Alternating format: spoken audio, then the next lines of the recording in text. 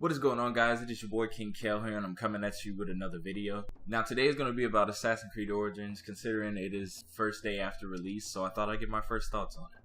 Now, if you don't know what Assassin's Creed Origins is, it is the 10th major installment in the series following Syndicate set in ancient Egypt during the Ptolemaic period. You'll play as Bayek, a Magi, who through his role comes in contact with the Order of Ancients, or long-standing antagonist, the Templar, as he becomes the first of the Brotherhood of Assassins. Now, critics say it is the best game since Assassin's Creed's Black Flag, which is the pirate one, and in my opinion, I didn't think that game was too good because I thought it was just an exact copy of Assassin's Creed 3, but with pirates. I didn't really like it too much, and I can say that. I've been a fan of the series since 2007 when the first Assassin's Creed came out with my boy Altair. Now, I've only played the games up until Unity. I haven't played Rogue or Syndicate, but I heard Syndicate was whack. All the critics gave it bad things, and all the fans of Assassin's Creed gave it also bad ratings. Now, with the new combat mechanics in Assassin's Creed Origins, there's a little RPG element. You get like a small shield, and you can have a secondary weapon like a sword or a spear or something, which gives me that Dark Souls feel. You know, when I think of RPG, I think of like Dark Souls or like Skyrim, and Skyrim wasn't too heavy on having a shield, you know, to parry and stuff like that. And Dark Souls is like, if you don't know how to parry, you're pretty much dead type of game. So I mean, it looks awesome. You know, it's really different considering the other Assassin's Creeds were like heavy based off of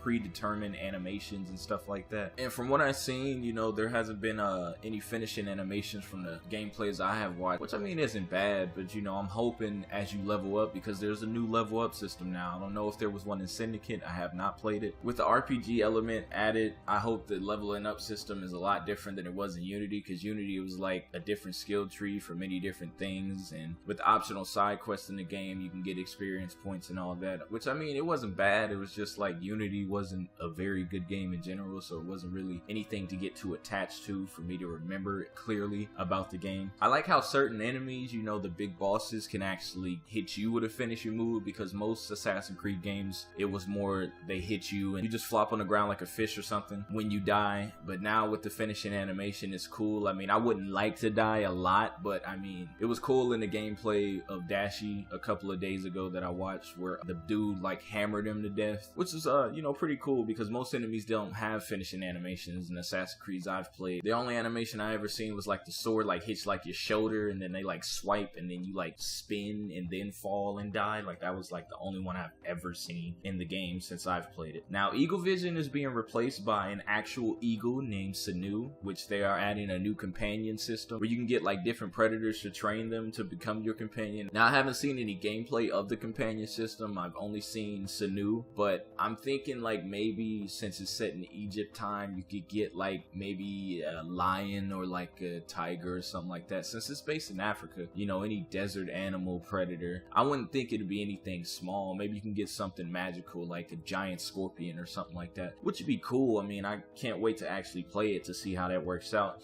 Stealth seems pretty much the same, except they added a crouch system and enemies notice you faster. I don't know how the stealth system and any of that worked in Syndicate, but in Unity is just like all the other Assassin's Creeds, where you can run, but as long as you don't like stay in their sight, you're pretty much hidden from them. But after they see you, it's just like no matter where you go, from what I've seen in the gameplay, you can't really run from them unless you're like in free roam. But I've only seen gameplays of missions because the game is like really new and no one has actually played it. And I keep saying gameplays that I've seen because I haven't actually got the game yet, which I really want to. But it looked like the returning features of Assassin's Creed is, you know, side quests that were heavy in there, and unlocking weapons, free roaming with the returning horse if you feel like, you know, moving really fast, because you know Assassin's Creed was fun to go in free roam. You know, you run and do parkour across buildings, but you know the fastest way to get from A to B is to ride your horse, because you running from A to B is very time consuming, making the game way longer than it's supposed to be, which is why they put horses in the game, so you can make it from A to be pretty fast. You know, without the fast travel, it was pretty much your horse. But now you get to ride a camel, which I've seen a feature in the game where it's like a sandstorm as well. I don't know if weather's gonna play a big part in Assassin's Creed Origins, like in Gears of War with them deadly lightning storms. It's pretty cool. The graphics look awesome of the game that I've seen so far, and I mean, I can't wait to actually get it. And you know, you get a boat too as you're riding around. I wish it had been a crocodile, you know, something like that. Maybe those are one of the companions you can use, which would be awesome, you know, instead of having to swim or take a boat, you can get yourself a little crocodile and ride them everywhere. I'm just kidding. That'd probably be really stupid if they add that into the game. I mean, I don't know what they're actually adding. I know you can fight Anubis. I think he's like the ending boss I've seen in one of the trailers, or maybe he's like a secret boss or something. If you get like a DLC if you pre-order it or something. But hopefully this game turns out pretty well. It's gotten a